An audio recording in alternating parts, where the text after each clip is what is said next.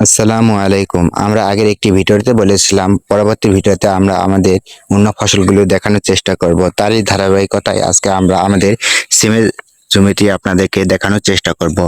এখানে আমার বাবা 2 দিন হলো এখানে মাচা তৈরি করে দিয়েছে। দেখুন আমাদের এখানে খুবই অল্প খরচে সুতা দিয়ে মাচা তৈরি করা হয়েছে। আর সিমের গাছগুলো দেখুন মাচাতে উঠবে এরকম এই যে আপনারা দেখতে পাচ্ছেন নাকি ভালো করে? আশা করি আপনারা ভালোভাবে দেখতে পাচ্ছেন যে আমাদের সিমের গাছগুলো এখানে দেখুন কত সুন্দর সিমের গাছগুলো হয়েছে।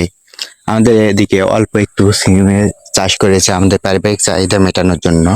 আপনারা দেখলে বুঝতে পারবে আমাদের এই সিমগুলো চাষ করার মূল উদ্দেশ্য হলো আমাদের পারিবারিক চাহিদা মেটানোর জন্য। আপনারা এই গাছটি দেখুন, এই গাছটি খুবই বড় হয়ে গেছে, সিমের মাচার উপর উঠে গেছে। এই গাছগুলো আমরা লাগিয়েছিলাম 1 মাস আগে।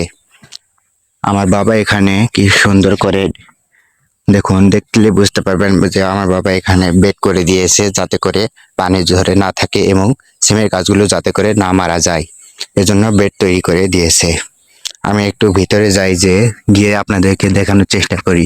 এই গাছগুলো একটু আমরা পরে লাগিয়েছিলাম ওই গাছগুলোর তুলনায়। ওই গাছগুলো দেখুন, ওগুলো একটু আগে লাগিয়েছিলাম, এগুলো একটু পরে। তাও এই গাছগুলো মাচার ওঠার মতন হয়ে গেছে। এখানে আমি দেখতে পাচ্ছি যে এখানে গাছগুলো মনে হয় মারা গিয়েছে। আমার বাবা নতুন একটি গাছ লাগিয়েছে মনে হয়। গাছটি গাছটি মনে হয় মারা যাবে না বাঁচবে। গাছটি লাগিয়েছে দেখুন, নতুন কুশি ছেড়েছে, মনে হয় গাছটি বেঁচে যাবে। গাছটি বেঁচে গেলে এখানে সকল গাছগুলোর সংখ্যা পূরণ হয়ে যাবে এবং দেখতেও ভালো লাগবে। সিমের গাছে উপরে মাচাটাও ভরে যাবে।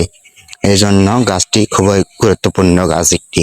আপনাদের যাদের বাড়ির আশেপাশে জমি রয়েছে বা জায়গা রয়েছে যেখানে রোদ পায় বা সিম চাষ করার মতন, সেখানে আপনারা চাইলে সিম চাষ করতে পারেন।